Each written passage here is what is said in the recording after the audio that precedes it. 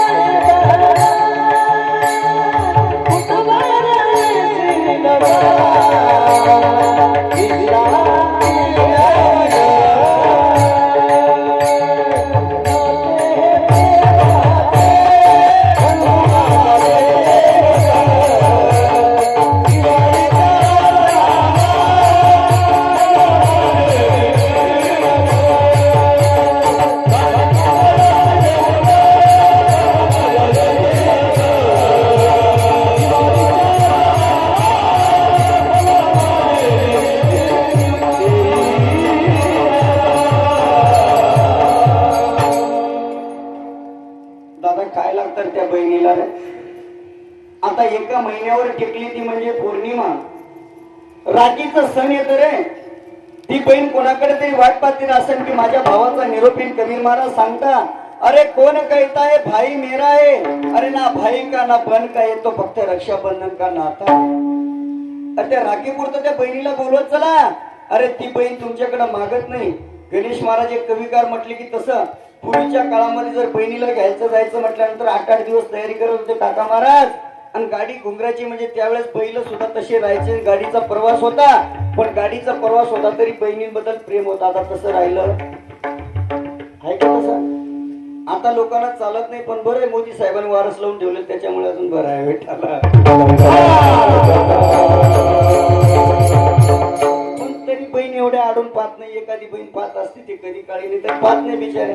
कारण लक्ष्मण बापूचं नेहमी म्हणणं होतं, आपण जर साध्या आंघोळीला काढत असताना आपले जर 1500, 10, 5, 20 रुपये असे जमा करत जर रक्षाबंधनला भाऊबीजला गेले तर तिकून भावाकडून सोनं तयार करून आणायचं. आणतात नाही इकडं.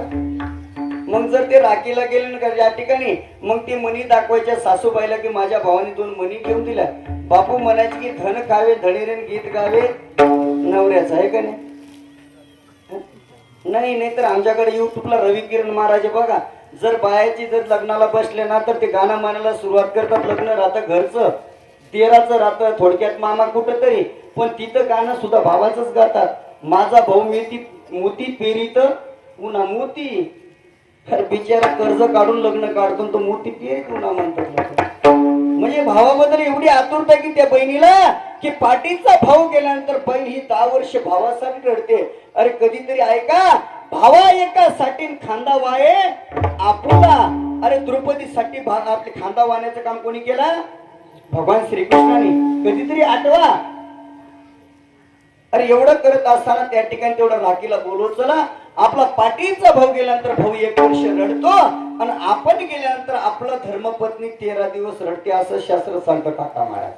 आपण सांगत नाही बिचार काही मेल्यानंतर त्याच्याबरोबर जर सती जात असेल तर चोर रे बच्चा मेरा यही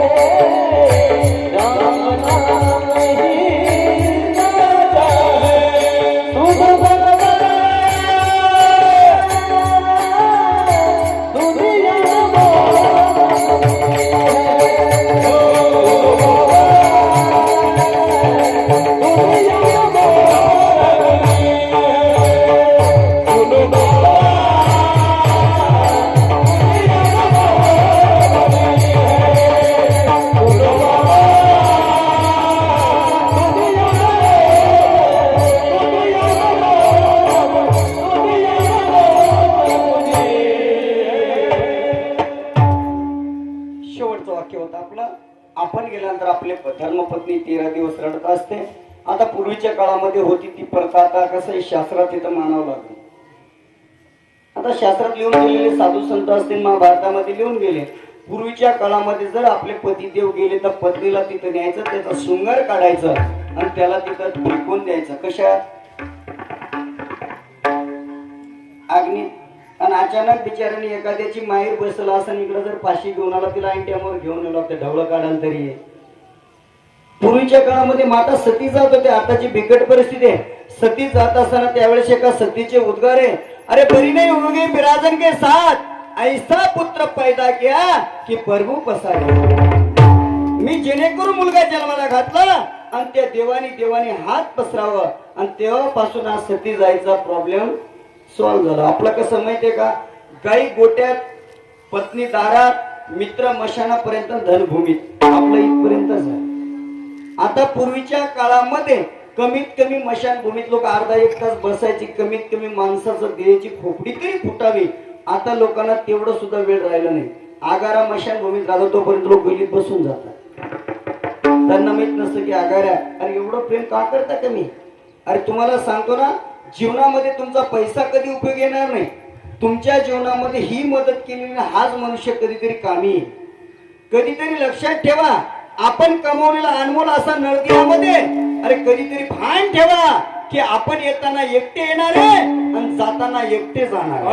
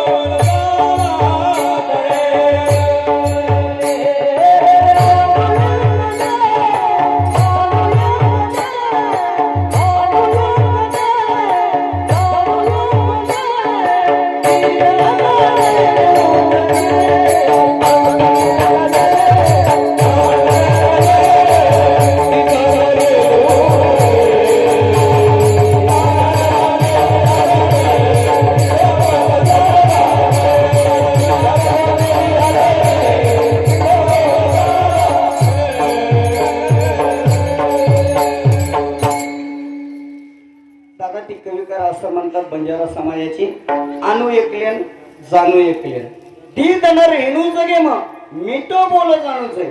माणसाला काही नाही जमवलं तर चालन, लोक उपाशी मरत असले तरी चालन, त्याला उपाशी असं म्हणण्यापेक्षा दादा तुला या उपाशीतून मार्ग कसं काढता येईल एवढं चांगलं बोलले तरी जग जिंकता. काय बोलले नाही उगीच शेजारच्याने वावर घेतल्यामुळे आपल्या पोटात जर दुखायला लागलं तर नांदगावचे डॉक्टर कमी पडतील. याला म्हटलं जात नाही चांगलं बोलणं. चांगलं बोलल्याने जग जिंकते ते माऊली वर्णन करता. माझ्या मराठीची नगरी ब्रह्मविद्याचे सोकाळू करी घेणे देणे सुखची वरी किंवा साचानी मोळ मिथले आणि रसाळ अमृते जैसे कल्लोळ अमृताचे. माणसाला चांगलं बोलता आलं तर बोलावं नाही तर वाईट तरी बोलू नाही. चांगलं बोलायला काही लागतं का. मिठो मिठो बिगडे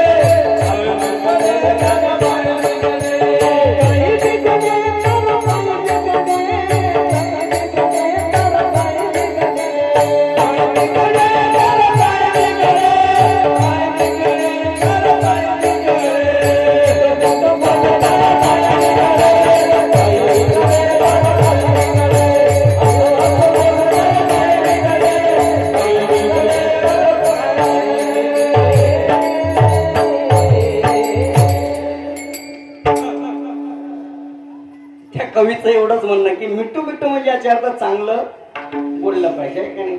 पूर्वीच्या काळामध्ये आपण घरी नसायचो आणि या दिवसात जर शेतात गेलो एकनाथ मामा आपण तर ते पोपटवाले गलीत यायचे आणि गलीत गेल्यानंतर बिचार ते म्हातारीत बसलेल्या राहायच्या. त्या पोपटा समोर जर ठेवल्या तर 12 राशींच्या काहीतरी असा गट्टा राहायचा. पण ते पोपट एवढा हुशार राहायचे की आजीला काय पटणार तेवढी चिठ्ठी काढतो. तुम्ही विचार करा देवाला आपला कुंडली घडताना जर घडवता आलं नाही तर पोपट घडवण का. पण ते रिकाम्या टायमाला दुपारच्या टायमाला जर आलं मग ते पोपट आपली पूर्ण सृष्टी वाचतो आणि ते माता माऊलीला पटून जातं. माता माऊलीला म्हणतात की तो पोपट तुमच्याकडून काहीतरी म्हणजे काय करतात की थोडस बळी घालतात. मग त्या पोपटाने थोड्याशा चांगल्या गोष्टी सांगितल्या पण त्या पोपटावाल्या तेवढ्याच गोष्टी राहतात त्याच्याकडे बस स्टँड पुढच्या. तर पोपटवाले पहिले बस स्टँड जवळ राहायचे, इथून गावातून बस स्टँडनी तो पोपट चांगलं बोललेलं जमा करायचे आणि संध्याकाळी धांगधांग धिंगणं सुरुवात. सकाळी अजून तो पोपटला शिकवायचं. तुम्हाला सांगायचं का, अचानक असं झालं, एका घरी पोपट होता आणि दरवाजे जर उघडलं तर अचानक पोपटाची गप्पा चालू होती. आणि पोपटाची गप्पा चालत असताना, त्या दोघांची गप्पा चालत असताना पोपट फक्त एवढंच म्हणायचं की त्यात काय संशय. मालक म्हटलं का रे, आपल्याला लॉटरी लागेल का? दोघं मित्रांची गप्पा चालून पोपट म्हटलं त्यात काय संशय. आज तुमच्याकडे सावकारकीचा पैसा घरी येणार आहे का? अजून पोपट सहज म्हटलं त्यात काय संशय. आज आपण नवी गाडी घेणार आहे का? अजून तो हळूच कर म्हटला पोपट त्यात काय संशय. असं जवळपास 5-25 गप्पा झाले, त्यात काय संशय, त्यात काय संशय. आणि अचानक जवळचा मित्र आलेला तो करोडपती होता. तो मित्र म्हटलं चालन, आपली मैत्री किती दिवसाची होती याला माहित नाही, पण किती रुपये लागले तरी चालन, पण तुझा मला पोपट दे म्हणजे ते गड्या. आज तुझ्या घरी लॉटरी लागणार आहे, तुझ्या घरी धन येणार आहे, तू गाडी घेणार आहे, तू जमीन घेणार आहे, तू फक्त पोपटाची किंमत बोल. तो म्हटला काही नाही, तुला जे द्यायचं ते आणि पोपट घेऊन जाय. तो म्हटला टेन्शन घेऊ नको, माझ्याकडे काही कमी नाही. त्याने मुनमजीला फोन लावला आणि लगेच त्यांना 2-4 कोटी रुपये दिले. तो पोपट घरी घेऊन गेला आणि त्याला अचानक आठवण आली, पोपटाची चांगली सोय केली. आणि 5व्या-6व्या दिवशी अचानक ज्याच्या धनावर तो जळत होता तो मित्र अचानक त्याला भेटायला आला आणि त्याने उपदेश सुरुवात केला. कारण आपल्याला शेजारच्याची 10 एकर जमीन घ्यायची होती, काय झालं? तो पोपट म्हटला त्यात काय संशय. आता त्याला तेवढं शिकवलेलं होता. तो म्हटला का रे, आपण तिथे कोटी रुपये देऊन हा पोपट आणला, त्याचा काही फायदा होईल का? तो म्हटलं त्यात काय संशय. अरे तो म्हटलं आपल्याला 2-4 गाड्या घ्यायच्या होत्या, मित्राच्या जिद्दीवर काय झालं? पोपट म्हटलं त्यात काय संशय. मग तुम्ही सांगा, असे म्हटलं पोपट त्यात काय संशय. याच्यापेक्षा तुम्हाला 3.5 हाताचा नरदेव देवाने चांगला दिलेला आहे, तो फक्त इथंच बोलता येईल.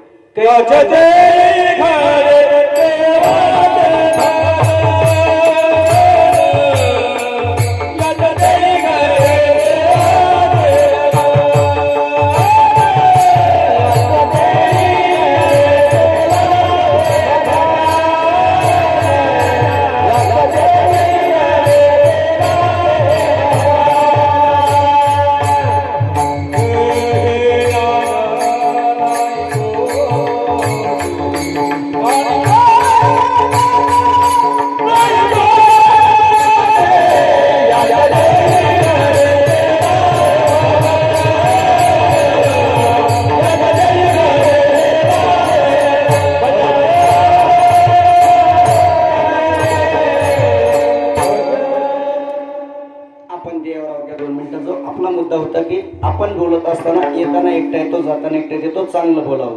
आणि त्याच्या पुढे महाराज सांगतं की अनु ऐकले जाणू ऐकले ती दणेर हेणू जगे माचू बोलत जाणूच. 4 तनेरी हाटडे याचा अर्थ सांगून जातो. लक्षात ठेवा, तुम्हाला 4-5 मी त्याचा अर्थ सांगतो. 4 दिवसाची हाटडी म्हणजे आपण जगत असताना 4 दिशेत जगतो. पहिला मुद्दा. आपण आपल्या घरात जगतो, त्याला किती कोपरे राहतात? किती? 4. एखाद्या खाटीवर झोपायला गेलो त्याला किती? 4. बरोबर आहे का नाही? आपण मेल्यानंतर आपल्याला न्यायला 4 उचलायला 4 असले तरी भरपूर झाले. 4. बरोबर आहे का नाही? आणि मरता मरता जर आपल्याला चांगलं पुण्य कमवायचं असेल, या देहाचं जर महत्व कळायचं असेल, मरता मरता माणसाने 4 धाम करावं. नाही 4 धाम करता आले तरी चालेल, पण या देवाने दिलेला हातपायचं एकदा पंढरपूरची वारी केली तरी आलेल्या जन्माचं सार्थक झाल्याशिवाय राहणार. सदा हो पंढरी राजा, सदा हो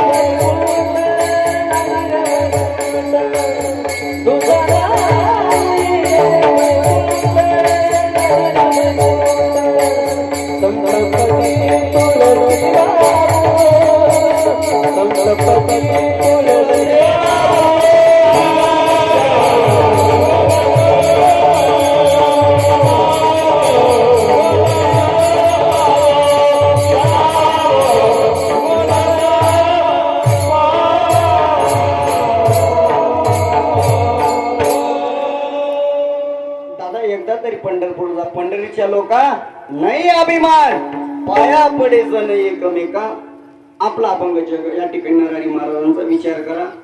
सर्वांना नाही ते की आपला हा 3.5 हाताचा नरदेव सहसा जन्माला येत नाही. येतो का नाही.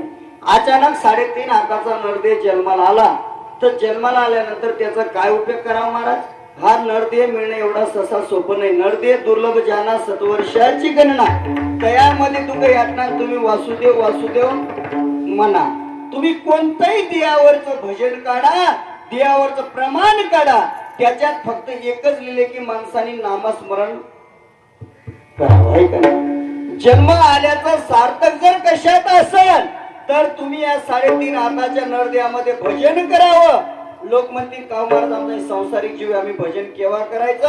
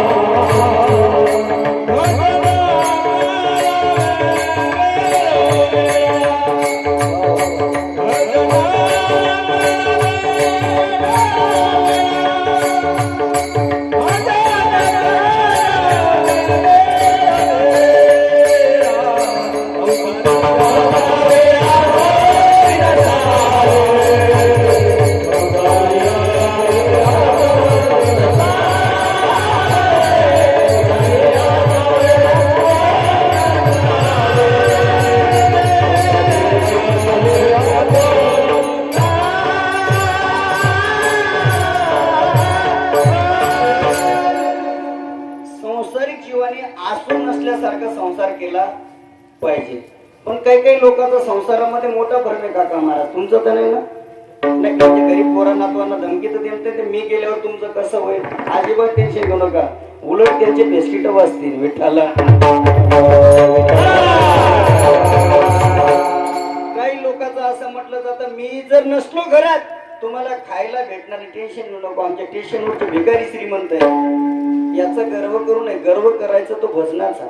अरे तुम्हाला माहितीये का संसारिक जीवामध्ये असं झालं. 72च्या दुष्काळामध्ये आपल्याला आठवलं म्हणून सांगतो. त्या काळामध्ये जगद्गुरु तुकोबारायचं लग्न झाल्यानंतर मध्यकाळी अचानक दुष्काळ पडला. अन्न करता करता स्वतःची धर्मपत्नी कोणाची तुकाराम महाराजची देवची नाही तुमच्या इथल्या मनुष्यानं असं हा तुकाराम महाराजांची धर्मपत्नी गेली आणि धर्मपत्नी गेल्यानंतर तुकोबाराय अजून जोरात भजन करायला लागले. बरे झाले निघाले दिवाळे बरे आरुणारे पीडा गेले बरे पीडा गेले बरे पीडा गेले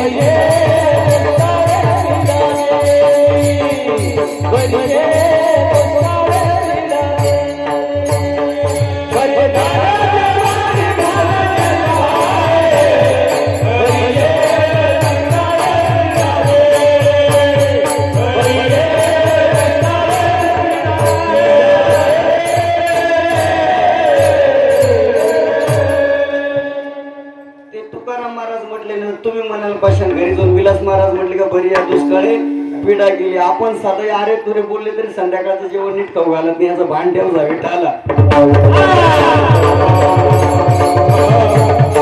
उलट आपण आपली जर गेली ना, आपण सोंग मांडत जातो, एकच होती गेली असं त्याचं माझं म्हणणं नाही. पण जगदगुरु तुकोबाराय म्हटले की बरी या दुष्काळे पिढा गेली. आता तुम्ही विचार करा, तुकोबारायने याचा अर्थ ही जर पिढा मांडली असेल, समजून घ्यायचं की कुठंतरी परमार्थात अवतळ आहे. पण त्याच्यावर जगद्गुरु तुकोबाराय थांबले नाही. तुकोबारायने विचार केला, आता धर्मपत्नी गेली तरी दुसरं करायला काही अडचण पहिली गेली.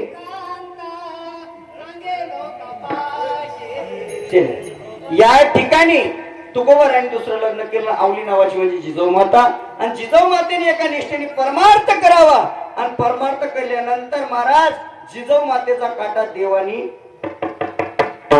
काटा काढणं ससा सोपं राहतं का? तुम्ही म्हणता तसं नाही. जर पायाचा काटा जर काढला तर पहिलं त्याला थुंक लावून माती कोणाच्या? देवाच्या तोंडात. कोणाची? जरी आपल्या जिजाऊ मातेची वाटत होती, पण देवाला वाटायचं की माझ्या तुकोबाराच्या भजनाची माती आहे. विठ्ठला 3.5 हाताचा नरदेवामध्ये भजनाला अत्यंत महत्व आहे. आणि इथं जर भजन नाही केले तर आपलं व्यर्थ आहे. एका कविकार म्हणतात की आपल्याकडून झालेल्या पापामध्ये या पापी मनाला भजनाचा उपदेश करतात. पापी म्हणून करले भजन, हे पापी म्हणून करले भजन.